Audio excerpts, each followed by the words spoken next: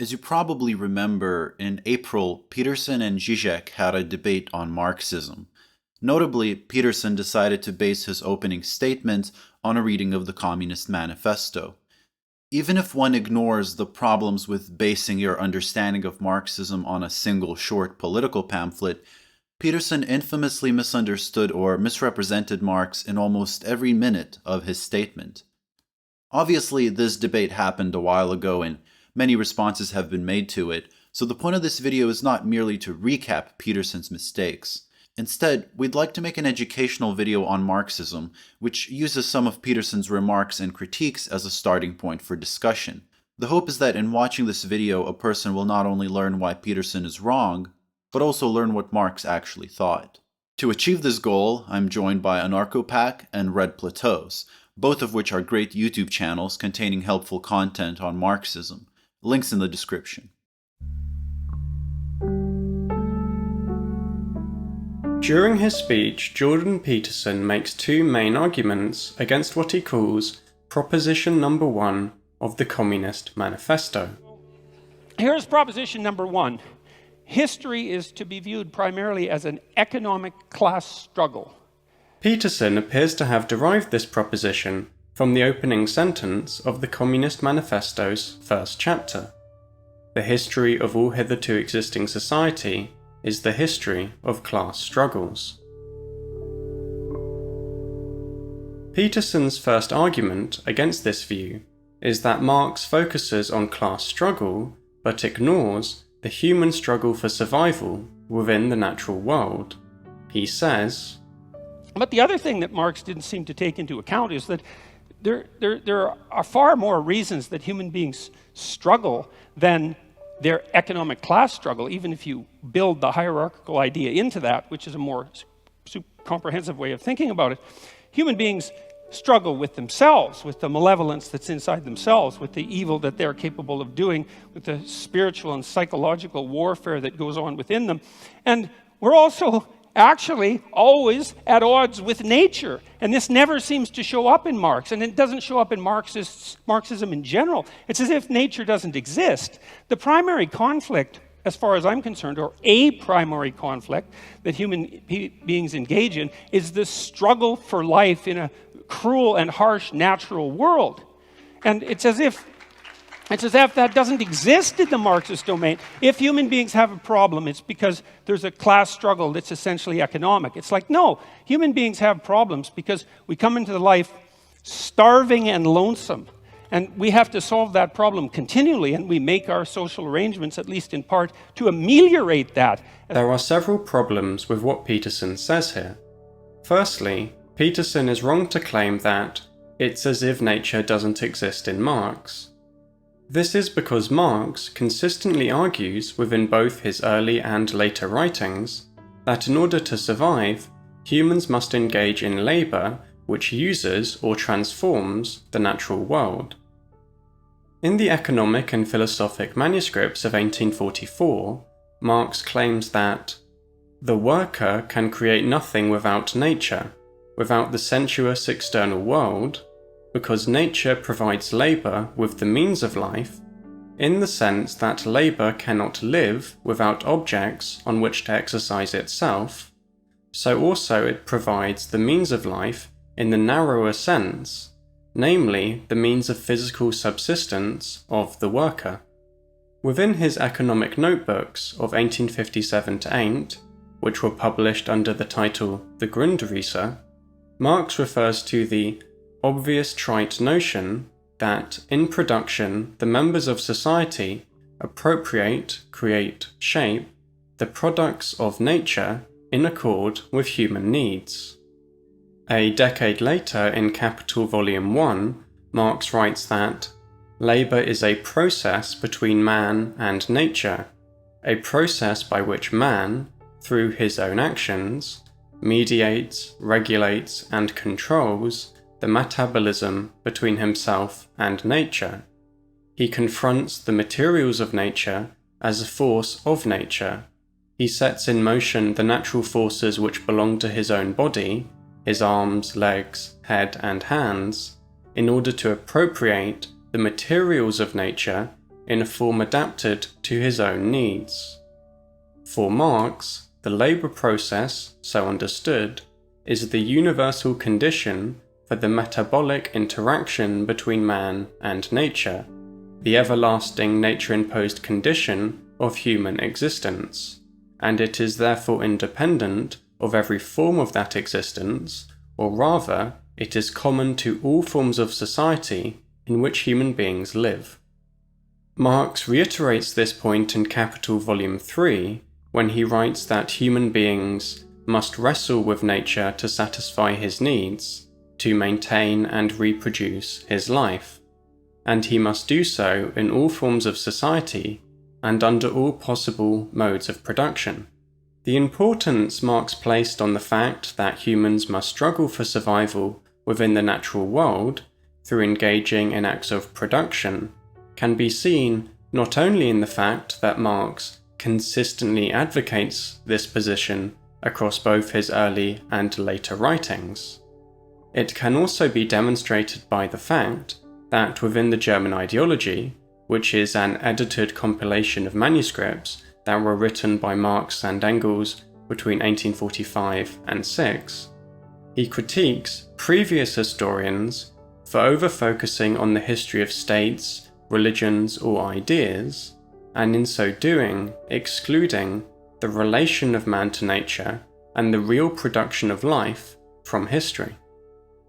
Secondly, Marx talks about nature in Chapter 1 of the Communist Manifesto. This is both the specific text Peterson claimed to have read in preparation for the debate, and the specific chapter from which Peterson derives the proposition that he is responding to in this section of his speech. A few pages after saying that the history of all hitherto existing society is the history of class struggles, Marx describes how capitalism has created technology and human capacities which enable human beings to have a historically unprecedented ability to transform the natural world. He writes, "The bourgeoisie, during its rule of scarce 100 years, has created more massive and more colossal productive forces than have all preceding generations together. Subjection of nature's forces to man, machinery, application of chemistry to industry and agriculture, steam navigation, railways, electric telegraphs, clearing of whole continents for cultivation, canalization of rivers, whole populations conjured out of the ground. What earlier century had even a presentiment that such productive forces slumbered in the lap of social labour?" The fact that Peterson claims that it's as if nature doesn't exist in Marx therefore demonstrates not only the fact that Peterson has failed to read the economic and philosophic manuscripts, the German ideology, the Grundrisse, Capital Volume 1, and Capital Volume 3, it also shows that he failed to pay attention when reading the Communist Manifesto. Thirdly, Peterson is wrong to claim that the relationship between humans and the natural world doesn't show up in Marxism in general. Ecology has in fact been one of the main topics discussed in the recent academic literature on Marx. Peterson has clearly never heard of, let alone read, John Bellamy Foster's 2010 book, Marx's Ecology, Materialism and Nature, Foster and Paul Burkitt's 2017 book, Marx and the Earth, An Anti-Critique, and Kohei Saito's 2017 book, Karl Marx Eco-Socialism, Capital, Nature, and the Unfinished Critique of Political Economy. Peterson has, in addition to this, failed to familiarize himself with ecological Marxist texts more broadly, such as Jason Moore's 2015 book, Capitalism and the Web of Life, Ecology and the Accumulation of Capital. Given the above, in saying that Marx specifically, and Marxism in general, ignore nature and the fact that humans must struggle to survive within the harsh natural world, Peterson was only demonstrating how little he knows about Marx. Peterson's second argument is that human beings are not motivated purely by economics, and that Marx ignores non-economic motivations. He says, because there are many other motivations that drive human beings than economics, and those have to be taken into account, especially that drive people other than economic competition, like economic cooperation, for example. And so that's a problem. The other problem is that there are once again several problems with Peterson's argument. Firstly, Peterson is claiming to be refuting Marx's notion that history is to be viewed primarily as an economic class struggle. Yet in this section of his speech, he's instead making an argument against the distinct idea that people are motivated solely or primarily by economic motivations. This ignores the fact that it doesn't follow from the proposition that the main driving force of history is economic class struggle, that the human beings who engage in class struggle do so because they are purely or largely motivated to do so by economic motivations. People could be psychologically motivated to participate in class struggle for non-economic reasons. For example, a person could be driven to overthrow capitalism because they empathize with the suffering of others, or could decide to become a capitalist because they want to impress their conservative father, who has read a dangerous amount of Ludwig von Mises. Secondly, although Peterson is correct to say that Marx talks about economic competition as a feature of capitalism, such as in the Communist Manifesto, Peterson is wrong to claim that Marx ignores economic cooperation. In Chapter 13 of Capital Volume 1, which is called Cooperation, Marx writes that when numerous workers work together side by side in accordance with a plan, whether in the same process or in different but connected processes, this form of labour is called cooperation. For Marx, such cooperation results in an increase in the productive power of the individual and the creation of a new productive power that is intrinsically a collective one. Marx returns to this idea in Capital Volume 2 when he claims that under capitalism, the working period can be shortened in some branches simply by an extension of cooperation, such as the completion of a railway being hastened by setting afoot great armies of workers and tackling the job from many different points in space. Thirdly, Marx did not hold that people are motivated solely or primarily by economic motivations. Marx instead held that people deploy their powers, by which he meant capacities, to satisfy their needs. Although Marx thought that some very important needs within his society were economic, such as a worker's need for a job in order to earn money, or a capitalist's need to outcompete other businesses, he did not specify that human needs as a whole are only or largely economic, and in fact gives several examples of non-economic needs. Peterson would know this if he'd been intellectually responsible and read the recent academic literature on Marx before publicly speaking on the matter to an incredibly large audience. According to David Leopold in his 2007 book, The Young Karl Marx, German Philosophy, Modern Politics, and Human Flourishing, Marx refers to a variety of basic and complex human needs. Basic human needs are such things as, to quote Leopold, a human need for sustenance. He talks about eating, drinking, and more generally nourishment. For warmth and shelter, he lists heating and clothing as well as dwelling. For certain climatic conditions, he mentions both light and air. For physical exercise, the need to move about and the need for physical exercise. For basic hygiene, the simplest animal cleanliness. and for reproduction and heterosexual sexual activity. He writes of procreation and describes sexual relationships between women and men as characteristic of the species. Complex needs in comparison are things like, to quote Leopold again, the human need for recreation, to go drinking, to go dancing, to fence, to sing, for culture, to go to the theatre, for education and intellectual exercise, to think, to theorize, to buy books, to engage in learning, for artistic expression, to paint, for emotional fulfillment, to love, and for aesthetic pleasure. Marx identifies a musical ear, an eye for the beauty of form, as among our essential human capacities and powers. Some of the basic needs, such as needing food, could be construed as economic motivations in a broad sense. Others, such as needing to exercise or have sex, cannot. None of the complex needs Marx mentions can be construed as strictly speaking economic needs.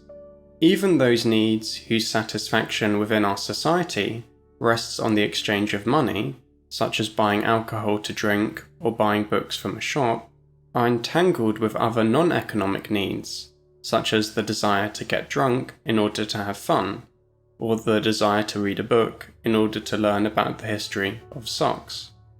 Fourthly, although Marx did subscribe to the view that the economy plays a key role in shaping society, he did not conceptualize this primacy in terms of the idea that people are primarily motivated by economic needs. In his 1859 preface to a contribution to the critique of political economy, Marx wrote a highly condensed and simplified summary of his theory of history. According to Marx, in the social production of their life, men enter into definite relations that are indispensable and independent of their will. Relations of production which correspond to a definite stage of development of their material productive forces. The sum total of these relations of production constitutes the economic structure of society, the real foundation on which rises a legal and political superstructure, and to which correspond definite forms of social consciousness. The mode of production of material life conditions the social, political, and intellectual life process in general. It is not the consciousness of men that determine their being, but on the contrary, their social being that determines their consciousness.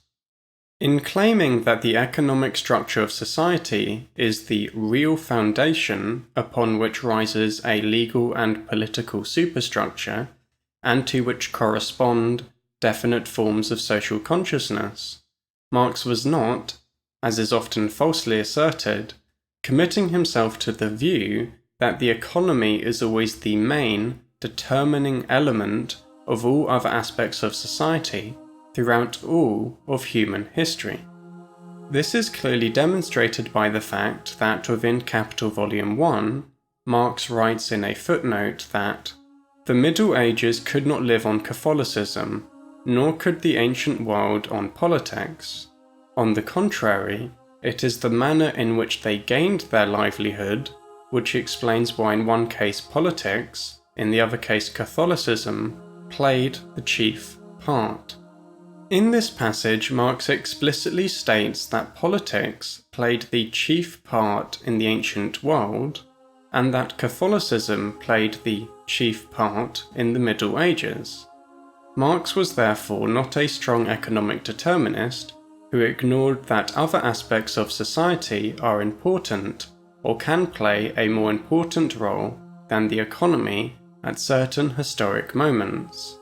Marx was instead committed to the weaker view that the economy provides the real foundation of other elements of society.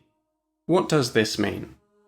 On my reading, Marx holds that the economy provides the real foundation of other elements of society in three main ways, which I shall discuss in turn.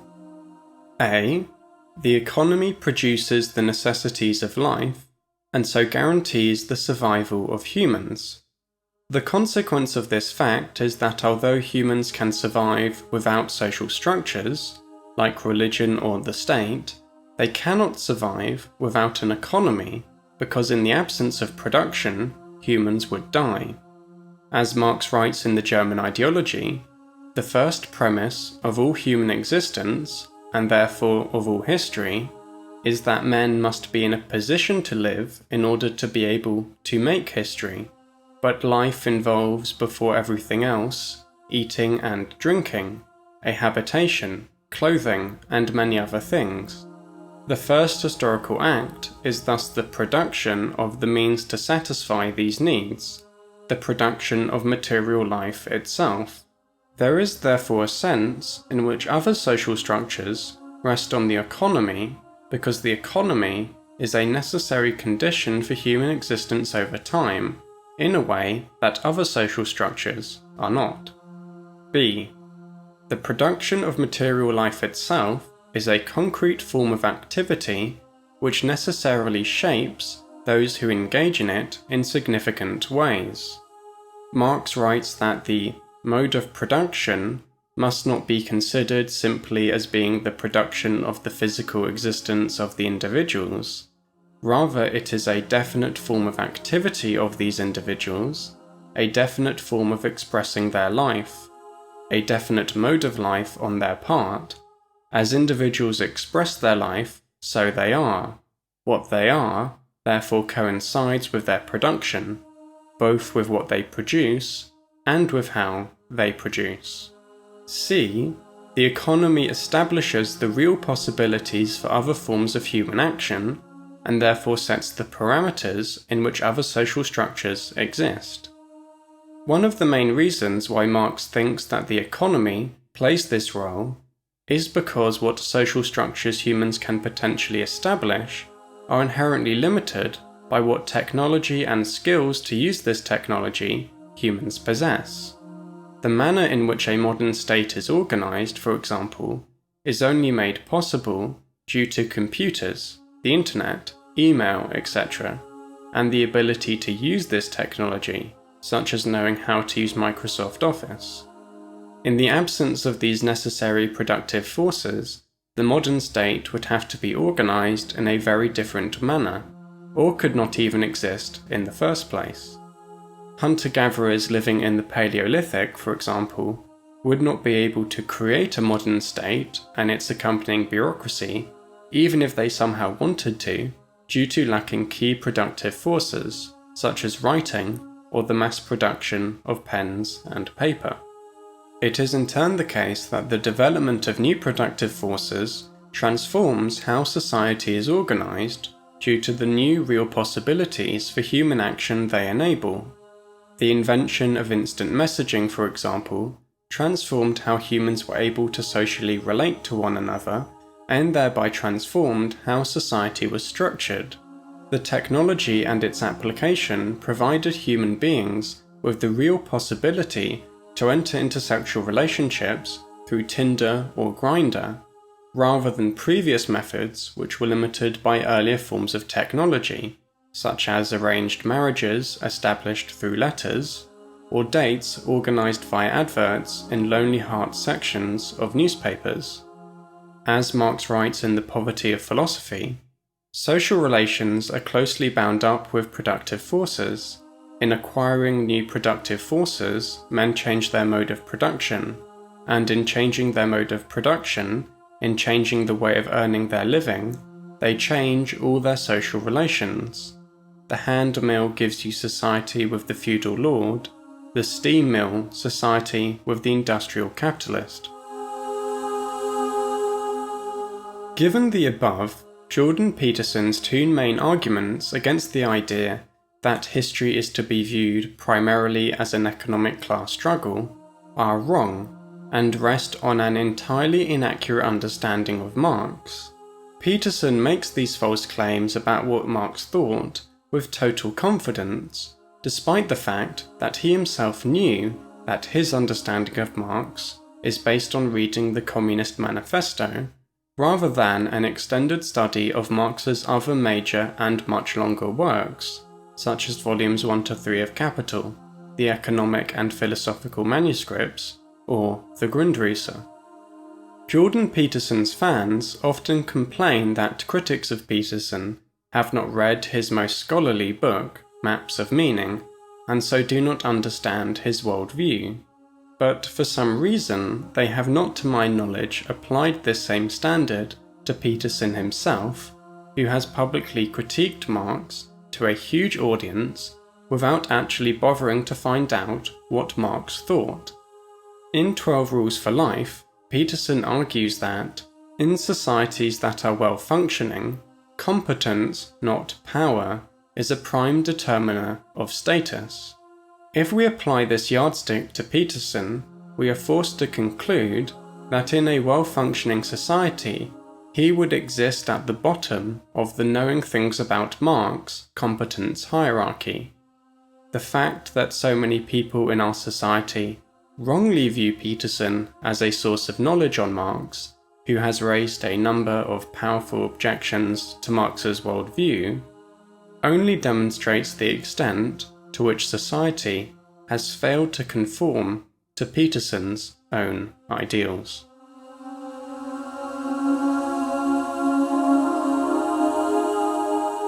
Okay, now another problem that comes up right away is that Marx also assumes that you can think about history as a binary class struggle with clear divisions between, say, the proletariat and the bourgeoisie. And that's actually a problem because it's not so easy to make a firm division between who's exploiter and who's exploitee, let's say, because it's not. It's not true. It's not even true of the one Marx text that Peterson claims to have read, namely the Communist Manifesto. There, Marx explicitly says that previous forms of society had more than two classes. In other words, he makes clear that he does not think of all of history as a binary class struggle. He writes that in earlier epochs of society, we find almost everywhere a comprehensive division into different orders. In ancient Rome, we have patricians, knights, plebeians, slaves. In the Middle Ages, feudal lords, vassals, guildmasters, journeymen, serfs. And again, in almost all of these, further classes, further fine gradations. Note that Marx himself points out not only that there are many other classes in these societies, but also that there are many fine gradations within each group. This is on page 2 of the manifesto. Now, Marx never gives us a precise definition of class. These ideas were well established when he wrote, and political economists from Adam Smith to Ricardo to John Stuart Mill all talked about divisions in society into different orders, ranks, and classes with no real worries. We should also note that they tended to use these words interchangeably with each other. Briefly put, for Marx, class is a social relation based on your relationship to the means of production. Of particular importance are relations of ownership, such as whether you own the means of production like land and factories or not, and relations of control, whether you control the means of production or not. For Marx, what stands out about working class people under capitalism is that they neither own nor control the means of production, while the capitalist class does, and uses this power to dominate, oppress, and exploit workers.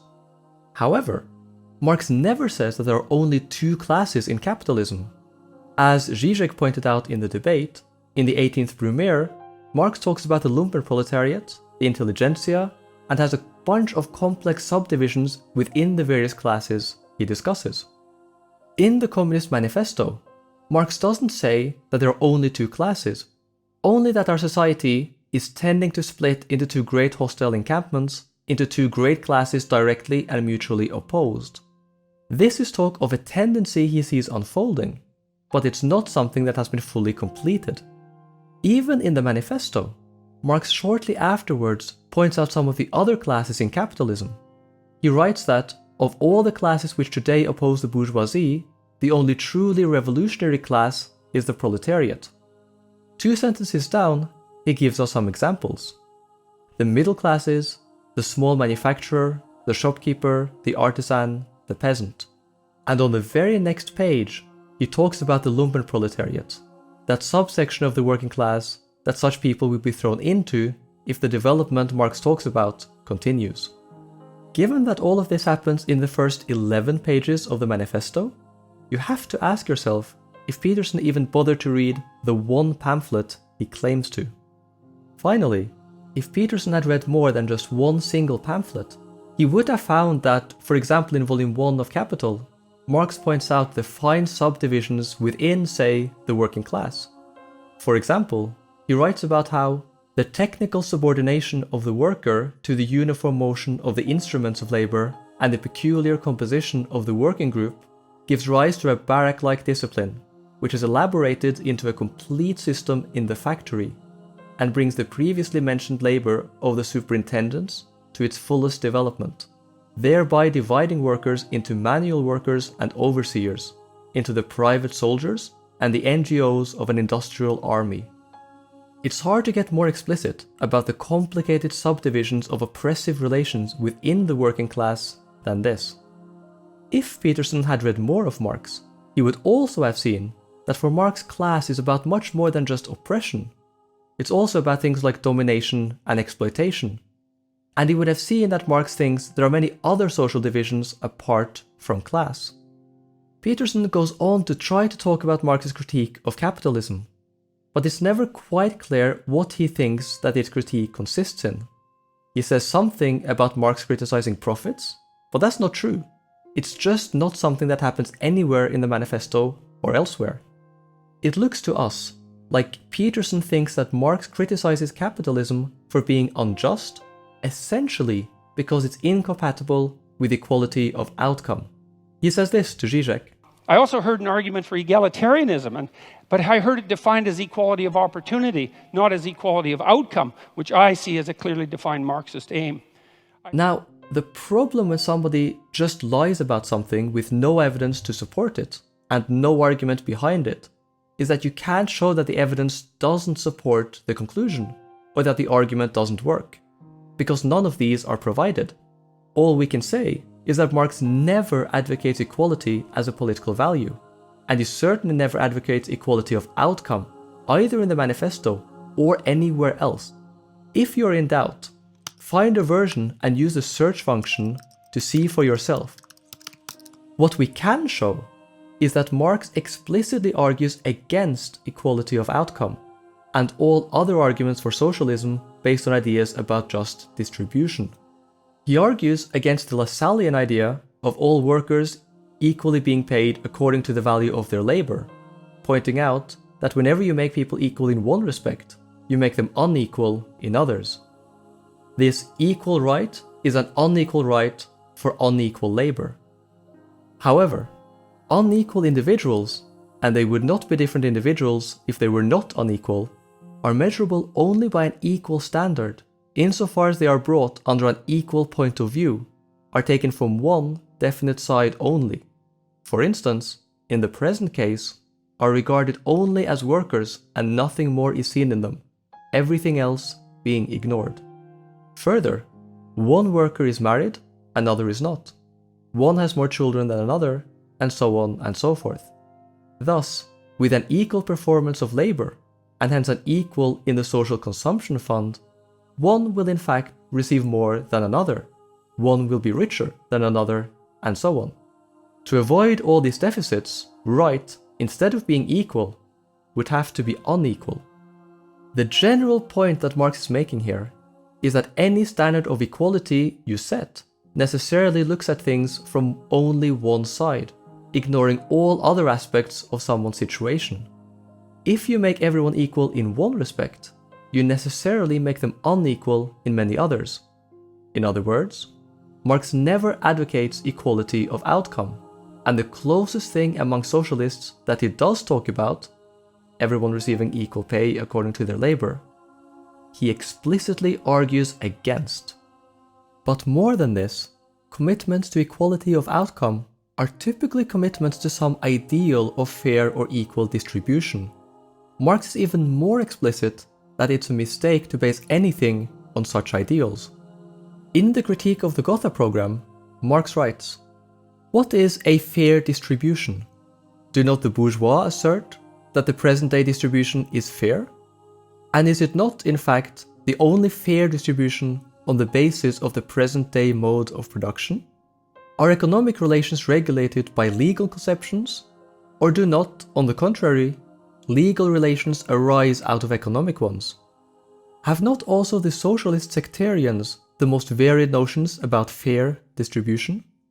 Marx goes on to write that, apart from the analysis so far given, it was in general a mistake to make a fuss about so-called distribution and put the principal stress on it. This is because any distribution whatever of the means of consumption is only a consequence of the distribution of the conditions of production themselves. The latter distribution, however, is a feature of the mode of production itself. He goes on to argue that the focus on what we today call distributive justice is essentially a capitalist or bourgeois confusion that has slipped into bad socialist theory.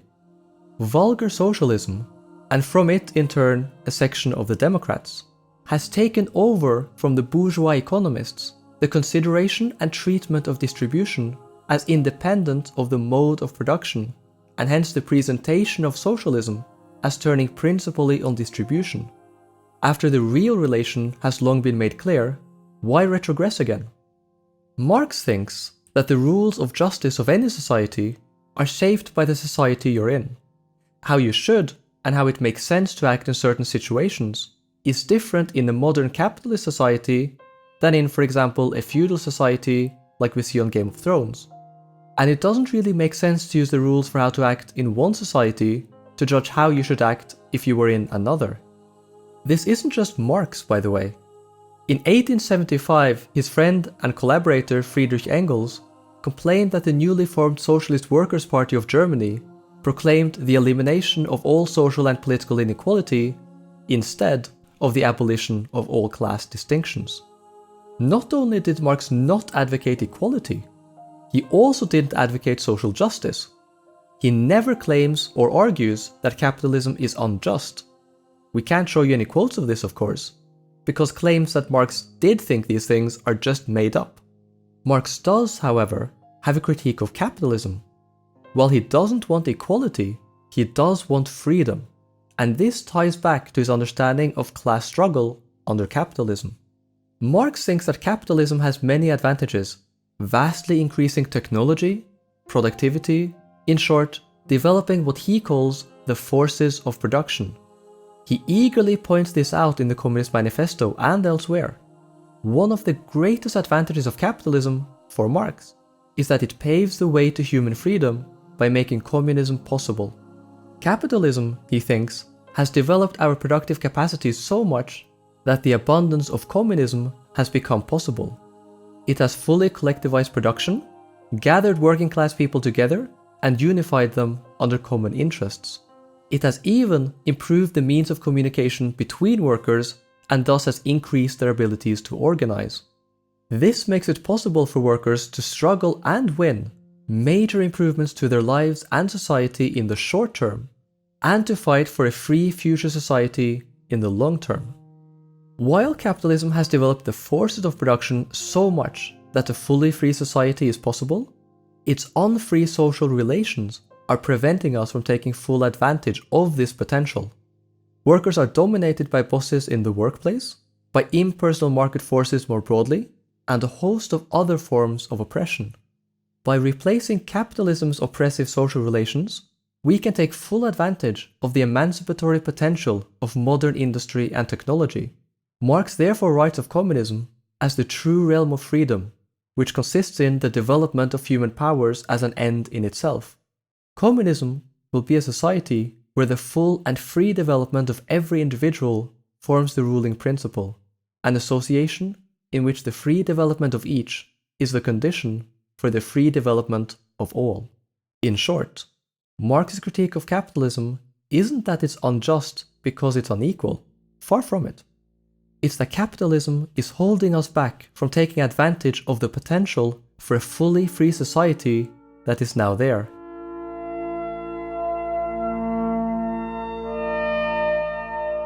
One of the major ideas that Peterson attacks in Marx is the dictatorship of the proletariat and its feasibility. He raises questions about how the dictatorship would work, how those carrying out political functions would be elected, and how they would be kept from becoming corrupt. Whenever bringing up the dictatorship of the proletariat, we first need to point out how the use of the term dictatorship has changed since Marx was writing. Nowadays, the word is understood as government ruled by a dictator, and so the mention of the word evokes in people the image of some despotic, totalitarian regime. However, the older meaning of the word which Marx is using is simply absolute authority in some sphere. Thus, the dictatorship of the proletariat represents the authority of the working class, just as our current capitalist system entails the dictatorship of the bourgeoisie. Discussing Marx's conception of the dictatorship of the proletariat would be a lot easier if there was an actual instance of such a dictatorship during Marx's own lifetime, recognized as such by Marx himself. Lucky for us, there is. In France in 1871, radical workers established a revolutionary government in Paris, which ruled for 2 months before it was crushed by the French National Army in a bloody massacre. The Commune was extremely influential on Marx's thought, as he considered it to be the first historical example of the dictatorship of the proletariat. The Commune is mentioned in several of the prefaces to the Communist Manifesto itself, so there's no reason why Peterson wouldn't know about it either. Looking at the Commune and Marx's writings on it, we can actually answer all of Peterson's questions. The problem with that, you see, is that because all the evil isn't divided so easily up into oppressor and oppressed, that when you do establish a dictator of the proletariat, to the degree that you can do that, which you actually can't because it's technically impossible and an absurd thing to consider to begin with, not least because of the problem of centralization, and you have to hypothesize that you can take away all the property of the capitalists, you can replace the capitalist class with a minority of proletariats. How they're going to be chosen isn't exactly clear in the Communist Manifesto, that none of the people who are from the proletariat class are going to be corrupted by that sudden access to power because they're, well, by definition, good. So then you have the good people who are running the world, and you also have them centralized so that they can make decisions that are insanely complicated to make, in fact, impossibly complicated to make. And so that's a failure conceptually on both dimensions, because first of all the proletariat aren't going to be good, and when you put people in the same position as the evil capitalists, especially if you believe that social pressure is one of the determining factors of human character, which the Marxists certainly believe, then why wouldn't you assume that the proletariat would immediately become as or more corrupt than the capitalists, which is, of course, I would say exactly. Jordan Peterson says that the dictatorship of the proletariat entails taking the workers and putting them in the position previously occupied by the evil capitalists. If this were true, then Marx's position would be pretty indefensible. If, as Marx believed, one's class to a large extent determines one's political and economic interests, then putting workers in the position of capitalists would change their political and economic interests to capitalist ones, and would lead to no structural changes at all. However, again, even in some of the prefaces to the Communist Manifesto, Marx says that the working class cannot simply lay hold of the ready-made state machinery and wield it for its own purposes, meaning that the state machinery occupied by the workers must be fundamentally different from the state machinery existing under capitalism. So how would the dictatorship of the proletariat elect workers, and how would it avoid corruption? Marx answers both of these questions in a single paragraph in his text The Civil War in France, where he talks about the Paris Commune. Against this transformation of the state and the organs of the state from servants of society into masters of society, an inevitable transformation in all previous states, the Commune made use of two infallible means. In the first place, it filled all posts, administrative, judicial, and educational, by election on the basis of universal suffrage of all concerned, subject to the right of recall at any time by the same electors. And in the second place, all officials, high or low, were paid only the wages received by other workers. The highest salary paid by the Commune to anyone was 6,000 francs. In this way, an effective barrier to place hunting and careerism was set up, even apart from the binding mandates to delegates to representative bodies which were added besides.